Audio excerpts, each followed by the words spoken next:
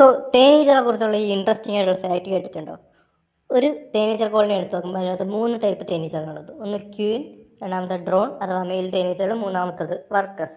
So ഈ മൂന്നെണ്ണം വെച്ച് നോക്കുമ്പോഴത്തേക്ക് ഏറ്റവും കുഴിമടിയന്മാരായിട്ടുള്ളത് ഈ ഡ്രോൺസ് അഥവാ ഈ മെയിൽ തേനീച്ചകളാണ്.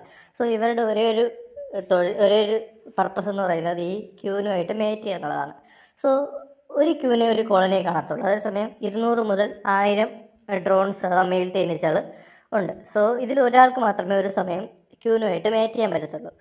സോ ഈ മേറ്റിംഗ് എങ്ങനെയാണ് നടക്കുന്നത് വെച്ചാൽ, ഈ മേറ്റിംഗ് സമയമാകുമ്പോഴത്തേക്കും ഈ ക്യൂൻ നല്ല പൊക്കത്തിൽ പറക്കും.